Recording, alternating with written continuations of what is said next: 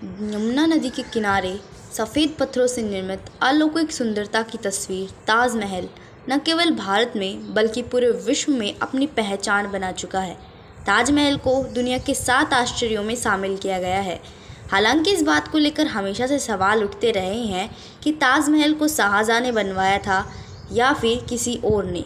भारतीय इतिहास के पन्नों में यह लिखा है कि ताजमहल को शाहजहां ने मुमताज़ के लिए बनवाया था। वह मुमताज़ से प्यार करता था। दुनिया भर में ताजमहल का प्रेम का प्रतीक माना जाता है, लेकिन कुछ इतिहासकार इसके इत्तेफाक नहीं रखते हैं। उनका मानना है कि ताजमहल को शाहजहां ने नहीं बनवाया था, वह तो पहले से ही बना हुआ था।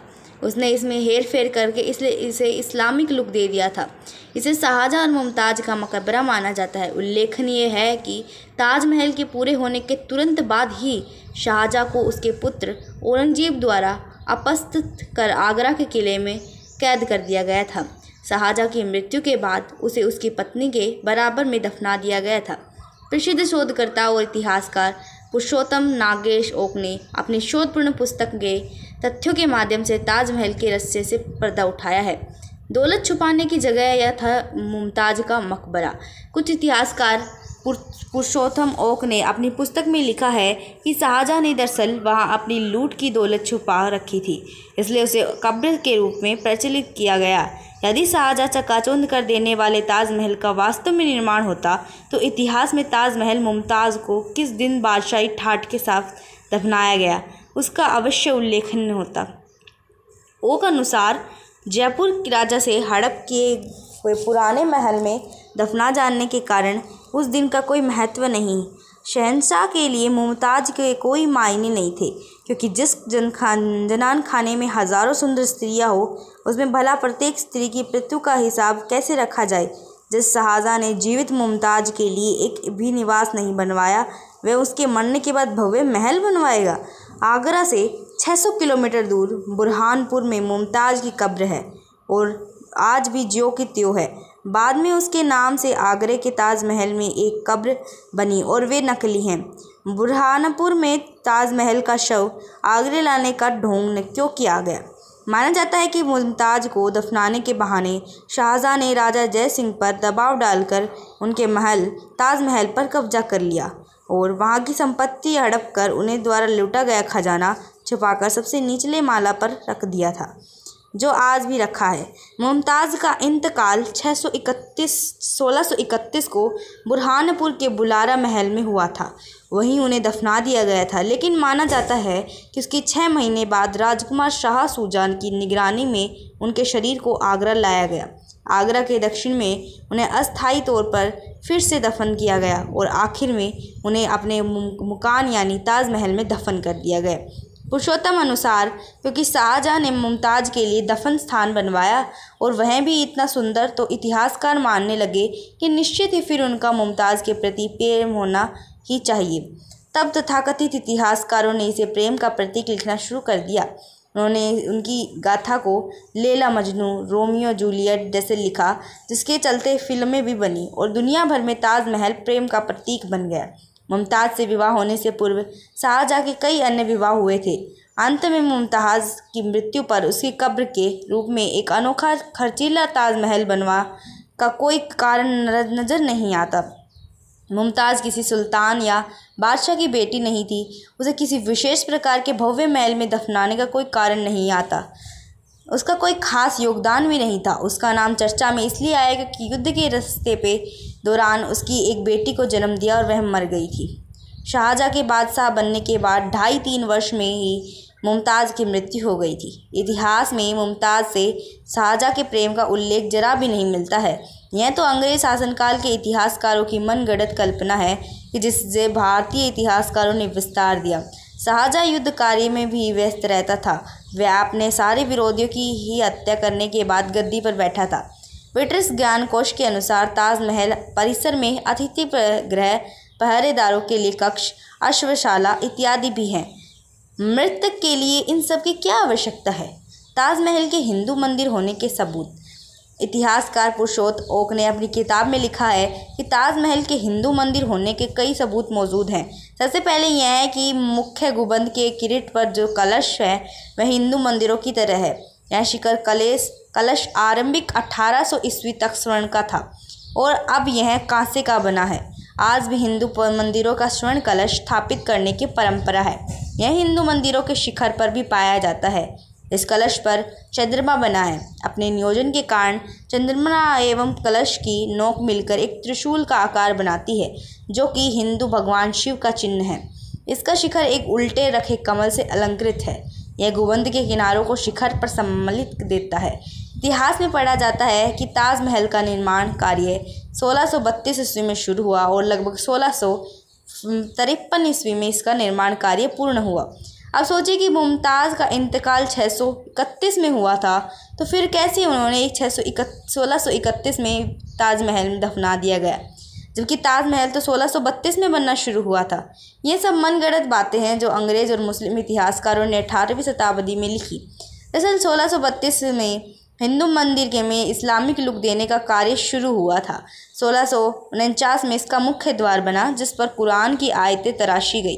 इस मुख्य द्वार के ऊपर हिंदू शैली का छोटे गुंबद के आकार का मापदंड है और अत्यंत भव्य प्रतीत होता है। आसपास मीनारें खड़ी की गई हैं, जिसके सामने स्थित फव्वारों की फिर से बनाया गया है। ओक ने लिखा है कि जय मांडलेस्लो ने मुमताज़ की मृत्यु के 7 वर्ष पश्चात voyages and travel into the east Indias नाम से निजी पर्यटन के समारोह में आगरे का उल्लेख किया गया है, किंतु ताजमहल के निर्माण का कोई उल्लेख नहीं किया गया है।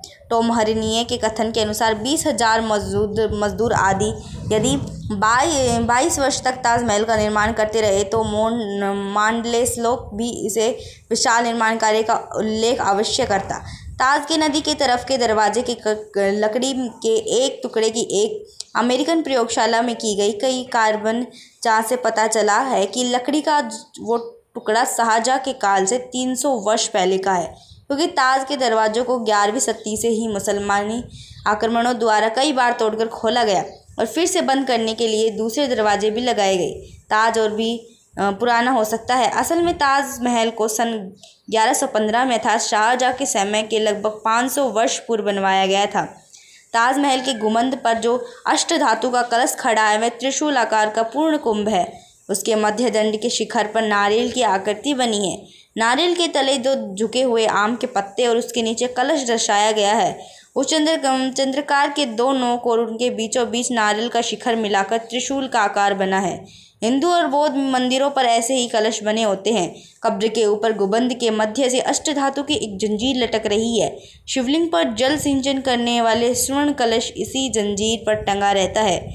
उसे निकालकर जब शाहजहां के खजाने में जमा कर दिया गया तो वह जंजीर लटकी रह गई। उस पर लॉर्ड कर्जन ने एक दीप लटकवा दिया है, जो आज भी है। कब्रगाह को महल क्यों कहा गया? मकबरे को महल क्यों कहा गया? क्या किसी ने इस पर कभी सोचा है? क्योंकि पहले से ही निर्मित एक महल को कब्रगाह में बदल दिया गया। कब्रगाह में बदलते वक्त उसका नाम नहीं बदला गया। यहीं पर शाहजहां ने गलती हो गई। उस काल के किसी भी सरकारी या शाही दस्तावेज एवं अखबार आदि में ताजमहल शब्द का उल्लेख नहीं आया है। ताजमहल को एक ताज ए महल समझना हास्यास्पद है। पुरुषोत्तम लिखते हैं कि महल शब्द मुस्लिम शब्द नहीं है। अरब, ईरानी, अफगानिस्तान आदि जगह पर एक भी ऐसी मस्जिद या कब्र नहीं है जिसके बाद महल लगाया गया हो। यह भी गलत है कि मुमताज़ के कारण इसका नाम मुमताज़ महल पड़ा, क्योंकि उनकी बेगम का नाम था मुमता अली जमानी। यदि मुमताज़ के नाम पर इसका नाम रखा गया तो ताजमहल के आगे से मुम को हटाकर क्या कोई औचित्य नज़र आता है? बाबर की पुत्री गुलम्बद हुमायूंनामा नामक अपने ऐतिहासिक वृत्तांत में ताज का संदर्भ रहस्य महल के नाम से देती है।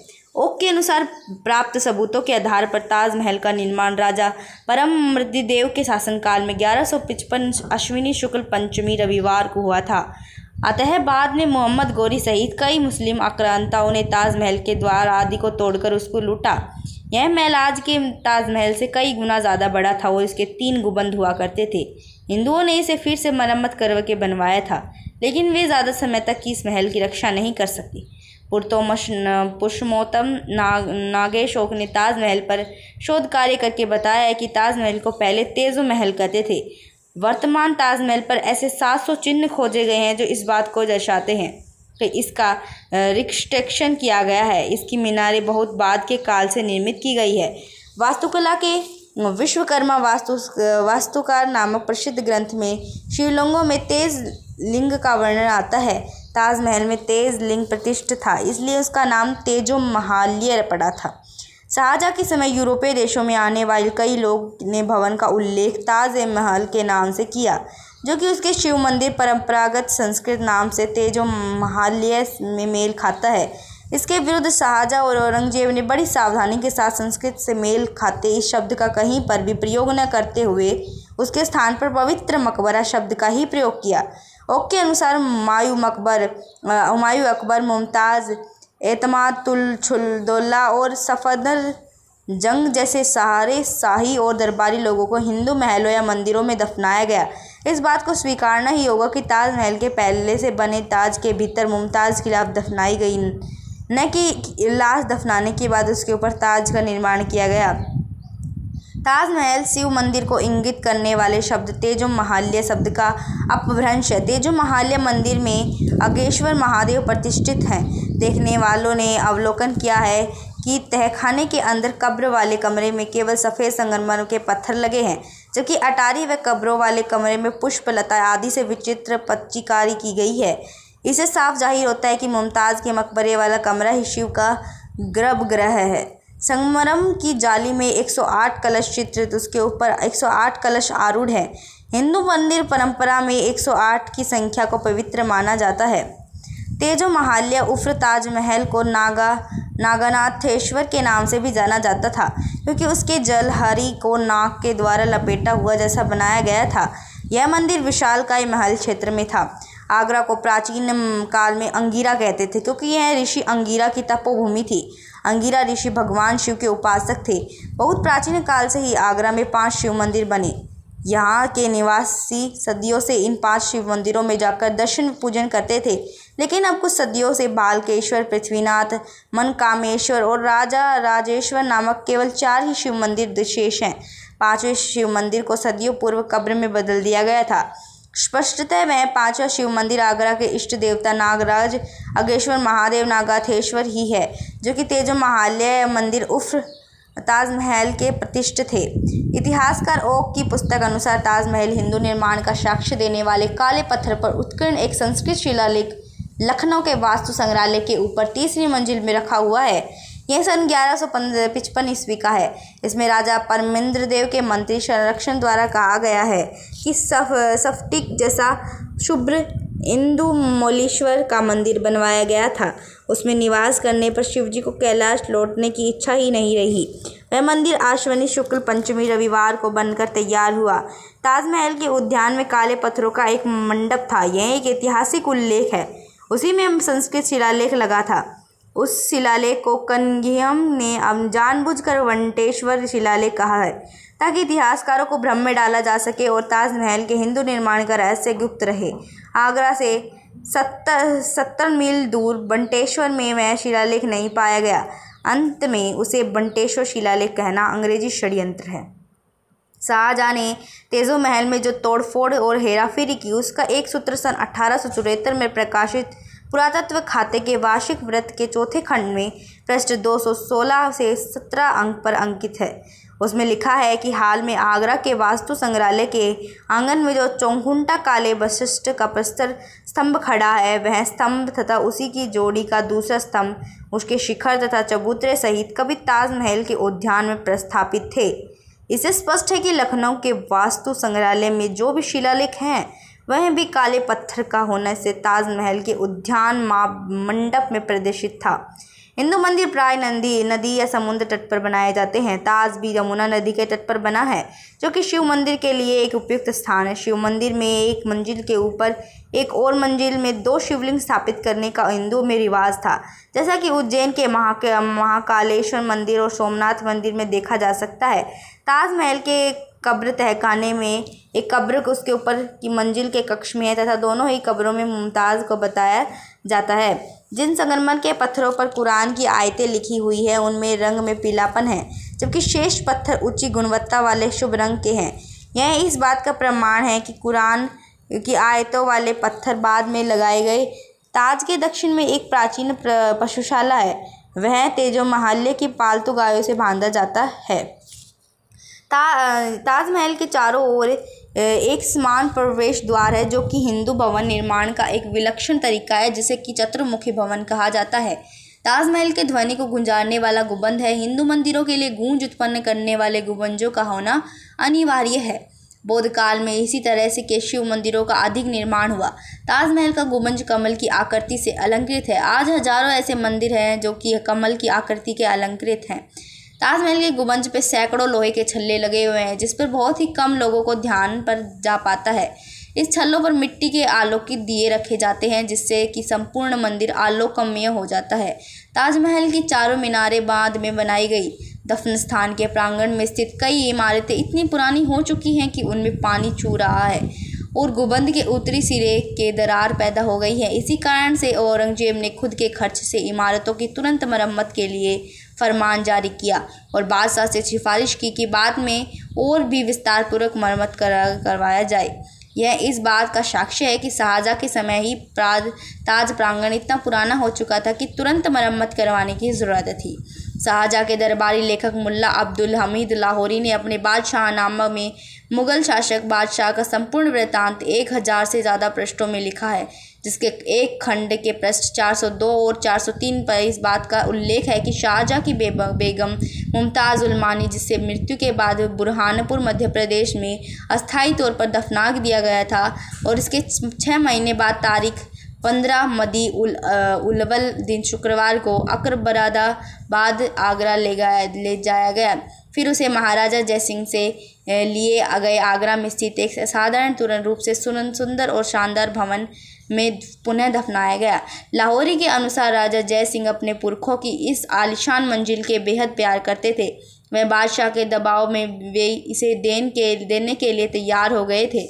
इस बात की पुष्टि के लिए यहाँ यह बताना अत्यंत आवश्यक है कि जयपुर के पूर्व महाराजा के गुप्त संग्रह में वे दोनों आदेश अभी तक रखे हुए हैं, जो शाहजहाँ द्वारा ताज भवन समर्पित करने के लिए राजा जयसिंह को दफनाया गया था। Thanks for watching this video पसंद आई हो तो सब्सक्राइब करना, वीडियो को शेयर करना, लाइक करना, कमेंट में बताना नेक्स्ट टॉपिक क्या है।